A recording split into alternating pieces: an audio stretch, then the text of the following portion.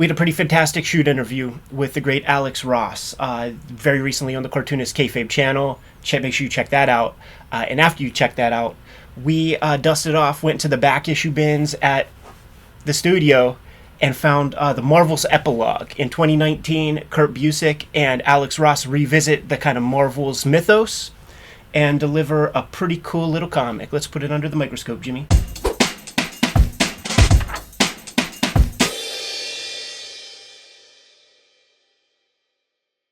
Welcome to your favorite YouTube channel, Cartoonist Kayfabe. My name is Ed Piskor. I'm Jim Rugg. Marvel's Epilogue. Alex Ross is coming back to his mythology. First, we must remind you that we are a daily YouTube channel with more than 1,700 videos out there for your viewing pleasure. We may have talked about your favorite comics. We talked about the original Marvels. Hit the magnifying glass on the front page of the Kayfabe channel. Search for your favorite titles. Check out those episodes. We're getting super close to hitting 100,000 subscribers. Thank you guys so much. Make sure you join as a subscriber. Hit whatever bells and whistles are required for you to get those videos delivered to you early, because often what happens is we put a video out there and people race to eBay, Amazon to buy the cheapest copies offline. The people who have the biggest jump get first dibs on those comics, and oftentimes those buyers are the King Kayfabers on our Patreon. Support us at that level. You're getting all the videos before anybody else. Directly to the Patreon, and we have a live stream recording session where I'm good in 3 dozen of them, 4 dozen, dude. We're increasing our numbers. Jimmy are hanging out with us in the chat room right now. So without further ado, with all that out of the way, Jimmy, Marvel's Epilogue with a Ron Lim cover. Yeah, the variant cover, not the main. Oh, is that true? Yeah. Okay. Yeah, and this is 25th anniversary edition is when this is coming out to celebrate the Marvel's release, which it's really changed my opinion of Ross and Marvel's, the timing. Yeah. You know, as we keep going forward and you're able to kind of look at the 90s in its context, Marvel's just stands out more and more. Right. In all of Ross's work from that decade, but it just really stands out from a lot of the trends and a lot of the stuff that was going on at that time. And Marvel's, man, instantly becomes like this iconic thing. You know, when we talked to him, that was one of my questions, was like, the day that comes out, like, your life changes, right? There aren't that many books that fit that, or movies or events that really do that for somebody. Marvel's legitimately one of those books. Right. Maybe Marvel's first perennial. Good point. Yeah, good point, man. We launch right into things with our guy. Is that Phil Sheldon? Is that his name? He's got the patch on the eye, so we have our Wolverine character say, "Hey, nice patch." You know, so you got to have, this is Kurt Busiek. It is. He's showing off, and both of them. See, they're a tandem. I feel like this is a 27-year-old reference the time. Yeah, they are a tandem, dude. This is Alex Ross, intense fanboy, knows his shit. Kurt Busiek knows his shit. And look at the cartooning stuff that Ross is doing by playing with depth of field and just having these kind of smears of suggestions of figures behind. That's smart cartooning. Yeah, I think there's definitely some evolution in his art and his confidence in what he can do on pages and building panels and things from 25 years prior to this, which, of course, there should be, but not always the case. Totally. With this sequence from the X-Men comics, Dave Cockrum put in a lot of like little Easter eggs. He drew Stan Lee and Jack Kirby sort of on the way out, like talking about these new kids, and then he drew Chris Claremont and Dave Cockrum into the comic. Well, Dave Cockrum drew himself into the comic. So they'll play with some of that stuff in here. And I think Ross just would do this kind of thing in general too, where you got to pay attention to everything. If he's going to take the time to paint it, he's going to make it count for, you know, what he's interested in. Buy our books. Keep the videos coming to you on a regular basis. Jimmy has Street Angel Deadliest Girl Alive, Street Angel Princess of Poverty, True Crime Funnies, 1986 zine, BW zine. Get those at his website. Hulk Grand Design, Treasury is out there. Trade paperback coming soon. I have Hip Hop Family Tree Omnibus, X-Men Grand Design Trilogy, Red Room Crypto Killers comes out the end of February, Antisocial Network, Red Room Trigger Warnings, and the Switchblade Shorties comic strip coming to you online on a daily basis. Now that we're done showing off our books, get them, and back to the video. Yeah, it's a great technique that some cartoonists take advantage of, putting that kind of detail that rewards coming back to it or spending time on it. And definitely this is a comic of that sort. Yeah, like I'm quite sure that this would be Dave Cockrum. This guy right here. And then, of course, you got your Nick Fury. Multiple eye patches on the same page feels like some kind of storytelling rule violation. Certainly a character design rule violation, man. Jimmy, we were in this 2 months ago? Yes, yeah. Very nostalgic read for me, Ed. I was thinking about us there. I had to draw this exact sequence with this, and the way that I achieved the Christmas tree was, I think I did it all in the computer, where I had the basic shape, and then I just put like little circle dots and then isolated them and then use my different colors. But seeing this motherfucker in multiple angles, that was the shit. This is almost a direct homage to the initial splash page that Cockrum drew way back then, and it's such a iconic issue that when you see this, you know what we're in store for. This is what sets the X-Men up to go into outer space, where she's going to become Phoenix, she being Jean Grey. But we're having a wholesome family moment with Sheldon and his kids. I guess it's been a while since we looked at Marvels. I don't know if the kids were even born yet. Yeah, I don't know the answer to that. That's a good question. I'm not sure. So it pretty much ends with the Gwen Stacy stuff, which is, a little time before this. Yeah, I don't know how the actual years are chronicled in Marvels. I don't know like how far after Marvels these events are set, in terms of the kids or in terms of like actual continuity and how that would fit. Yeah, they talk about some of the stuff that they wanted to do was build Wolverine into the mythology because he's such an important Marvel character, but they didn't want to do that like retcon stuff where they have Wolverine fighting alongside the Invaders in the Golden Age like Marvel's stuff. One of the things I think Ross does well in his painting is the way he depicts certain powers. Yeah. I think they work really well in a lot of the paint. Sure. By doing the photorealistic stuff, do we got Christopher Reeve, and it does look is like that like a Margot Kidder? It doesn't quite look like more. It looks like Jackie O. But and this might be. I mean, that's got to be Julie Schwartz or somebody. Yeah, so it looks like. By depicting these realistic characters, when you have these ground level moments where you like look up, this is everything you would want in like the Damage Control comics or something, right? Because like that's kind of what this is. It's a kind of a Damage Control. That's an interesting call. Type story where you got your regular folk, the people of New York, and they're seeing all the superhero battles going down, and it's not without consequence to them. I think that he does a decent job of doing his own thing, but there's Cockrum in this. Interesting, too, because it's two panels. This is a panel and that's a panel. Just wild. He does, Alex Ross, these page layouts that I find really dynamic, and there are some thumbnails and roughs in the back of this book that we'll get to. Absolutely. But they really stand out with some of these like diagonal shaped panels. Yeah. And it makes me wonder now, because I don't clearly remember that standing out in the original Marvels. Right. And I wonder if this is a 70s invention that's like a post-Neil Adams kind of approach to doing these off-grid kind of page layouts. I think that's a good call. I think it is a direct Neil Adams inspiration. In fact, now that you bring that up, the page count is about 16, 17 pages. That is the page count of 70s Marvel. So I think they're playing with format even in that way. That's interesting. I didn't think about that the first go around. Seeing these big money shots with the characters, that's everything you want, right? Like you've never seen such a regal Storm in comics. And it's tough, right? Because it's ground level, so you have these things where you want to get your money shots in, but you have to build these in too, and they create such good suspense isn't the word, but you really do feel like, yeah, this is the man on the street isn't going to see this. The villain gets to see this, but this is what regular folk get to see when there's a squabble amongst superheroes and stuff. I actually would fault this one a little bit. This is the lightning burst where Storm is transforming into Storm. Mm-hmm.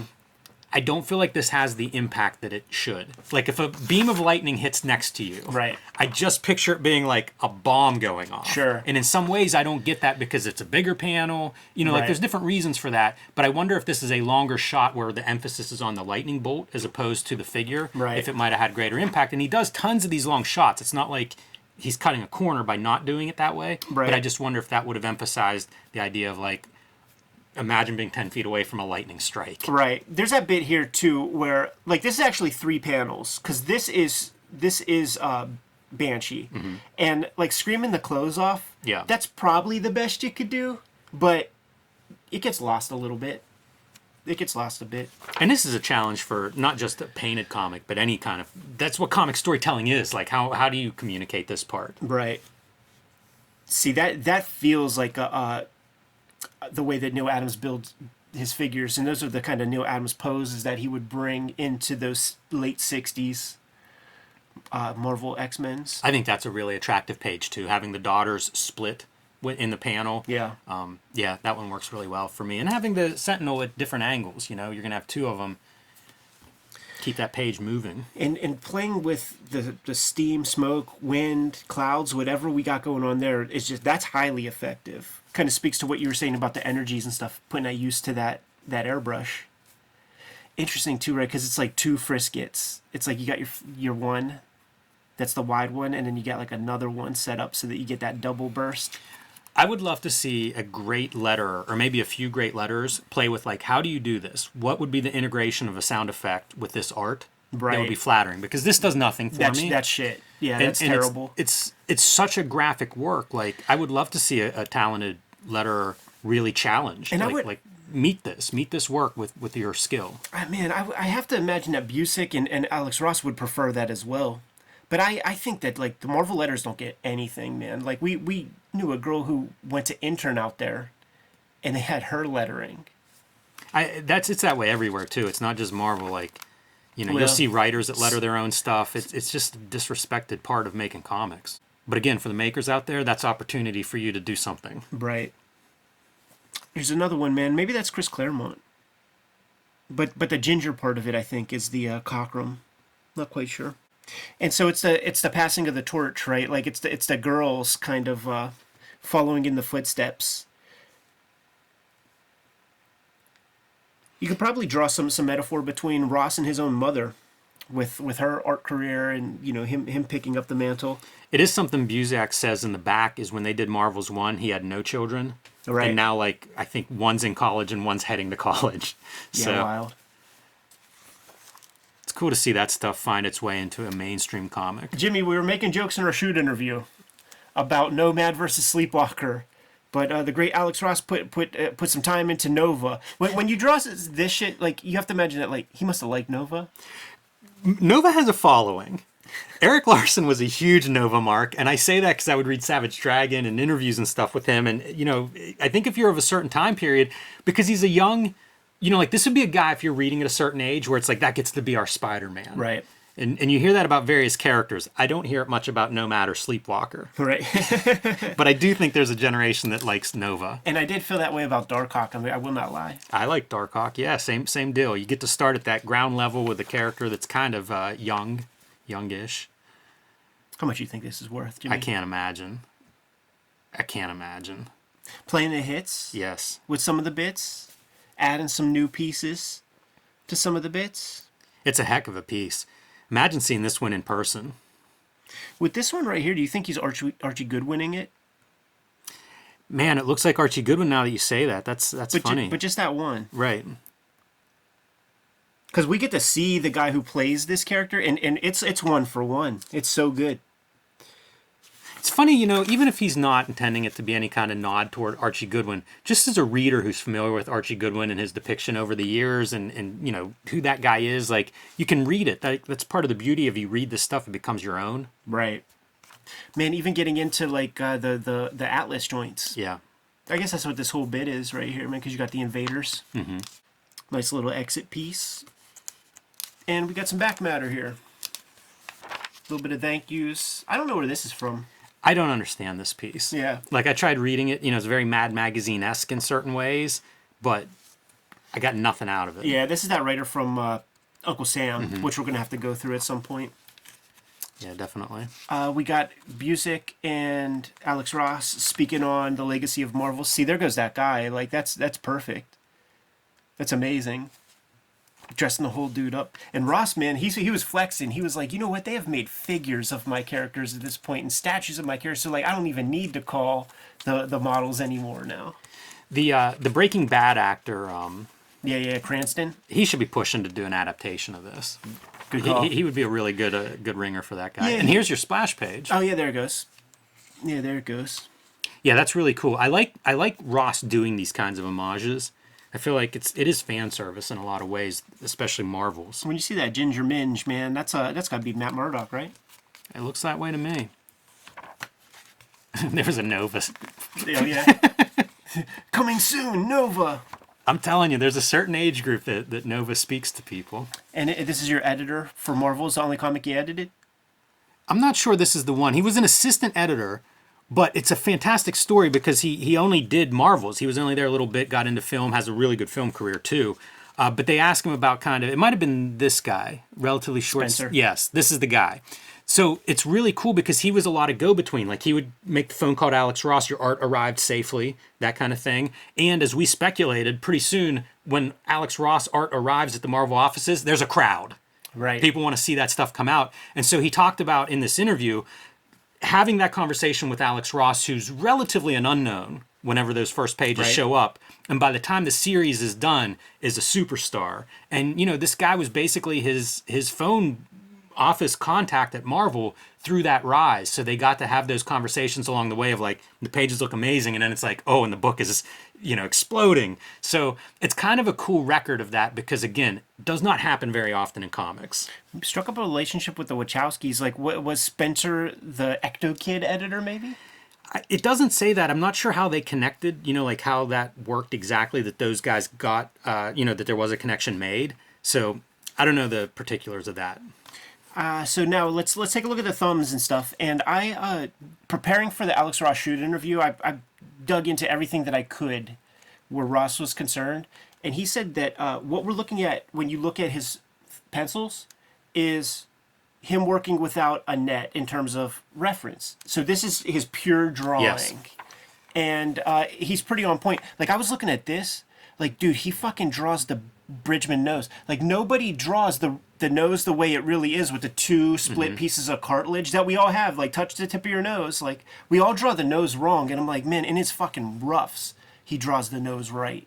I'm amazed by this. I don't know if it says anywhere, but I think these are pretty small. Like this one, pretty small, because he also does like the detailed pencils next to them. So this you can see is blown up, the big heavy pencil strokes and everything. But it also has such a confidence to some of the lines. Like it made me think, is this light boxed over top of a rougher rough? Right. Because it's such cool drawing. I really like the pencil artwork at this rough stage. It's ridiculous to call this a rough. There's so much info there. Reminds me of Mazzucchelli. Yeah, and this is like when you're doing, and you've done plenty of freelance art. Sometimes this is the rough that they want. Like they want it at this level. They need all the clarity possible, and you can imagine that when you do something as laborious as the painted comics that he does, he wants to spell it out to the editor.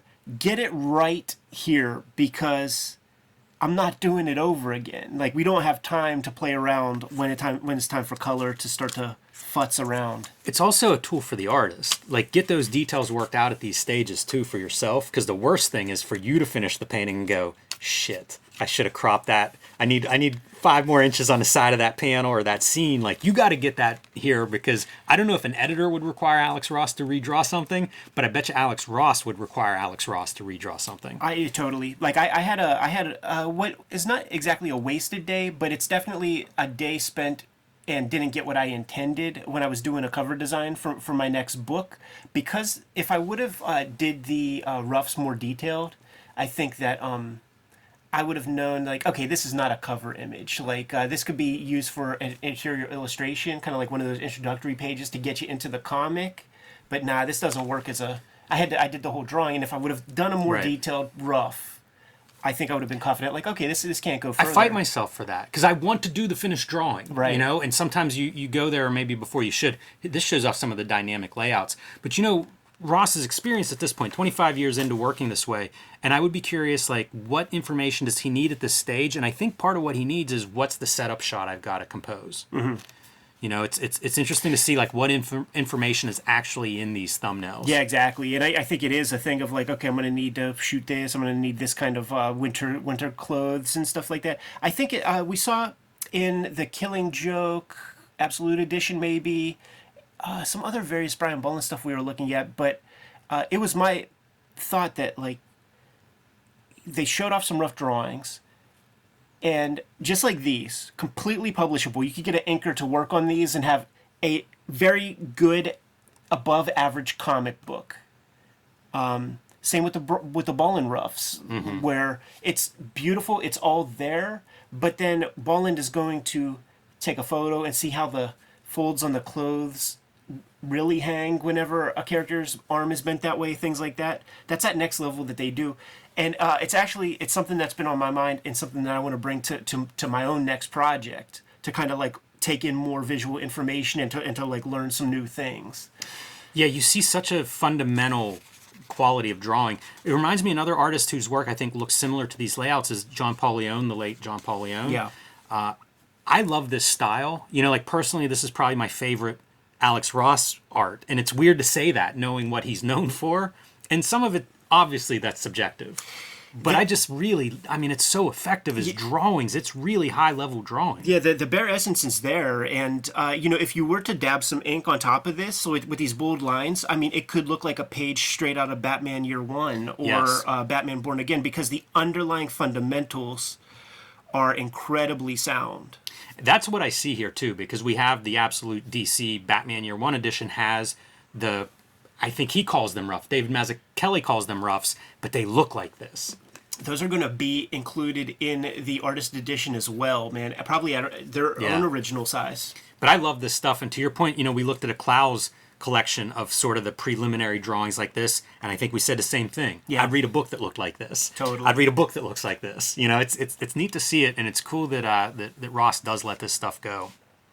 Yes, sir, man. Pretty cool. And this came through the Kayfabe mailbag. So shouts to the Kayfaber who sent this to us, man. You good to go? Yes. Kayfabers, like, follow, subscribe to the YouTube channel. Hit the bell so that we can notify you when new videos are available. We are on the road to 100,000 subscribers. Thank you very much. And if you get anything out of these videos, if you dig what we produce, make sure that you follow the channel, and it helps us out a lot. The videos are ultimately brought to you by the books that we make, but we have a Patreon, and the Patreon is there for you to mitigate the kayfabe effect, become one of our biggest supporters, and you get all the videos before anybody else. You also have access to the live stream recording session as we produce these videos. Link in the description below for the Patreon. We have more than 1,700 videos out there, and we might have talked about some of your favorite comics, so make sure you hit the magnifying glass on the front page of the Kayfabe YouTube channel. Check out the channel, pop in your favorite titles, check out those episodes. If we haven't talked about your favorite comics, then by all means put something in the comments so that we can push those books a little bit higher on our to-read piles. Ultimately, the videos are brought to you by the books that we make. Right now, I've been working on Switchblade Shorties, which is my daily comic strip. You could find it on all of our social media platforms, the Kayfabe stuff, my own personal social media platforms, Twitter, Facebook, Instagram. There's a dedicated Switchblade Shorties Instagram, and it's also on Webtoon in its full archive. The Hip Hop Family Tree Omnibus is going quick, and it is $45 on Amazon at the moment. So scoop it up if you haven't. It's almost freaking half off, so you can't beat that with a stick. Best book I made to date. X-Men Grand Design Trilogy trade paperback. Contains all of my X-Men Grand Design works. It's the one place where you could get it all inside of one handy-dandy cover. Red Room Crypto Killers is coming out at the end of February, part of a trilogy of trade paperbacks, but you don't need to start with the first one because each contains 4 self-contained stories. So if you grab this first, Crypto Killers, then at a later time you could read the Antisocial Network or Trigger Warnings. Jimmy, why don't you let the people know what's out there? I have Street Angel, Deadliest Girl Alive, and Street Angel, Princess of Poverty, both available right now from Image Comics. These are also self-contained totally. One is black and white, one is full color. The Homeless Ninja on a Skateboard, perfect for the action comics or superhero comics fan in your life. The big news for me is the self-published comics, True Crime Funnies, the 1986 zine, and the BW zine celebrating the 80s black and white explosion. These are self-published. You can get them on my website, jimrugg.com, or my Patreon, patreon.com/jimrugg. They've been out of print and unavailable. They will be back and available March 6th. So if you missed those, March 6th, you can pick those up. And Hulk Grand Design. This is a treasury-sized edition, out of print. However, the trade paperback coming out in May this year, and that is available now for pre-order. So let Marvel know they need to keep these things in print by pre-ordering that one wherever you pre-order books. The books are the most important way to kind of keep things on the tracks. But there are some direct ways to support Cartoonist Kayfabe. Jimmy, let the people know. Subscribe to the Cartoonist Kayfabe e-newsletter at the links below this video. You can also pick up Cartoonist Kayfabe t-shirts, merchandise, hats, stickers, and more at our spread shop. That link is also under this video. There you have it. Make sure you subscribe to the channel, support the channel, keep the vids rocking. Jimmy, give them the final marching orders, and we'll be on our way. Read more comics.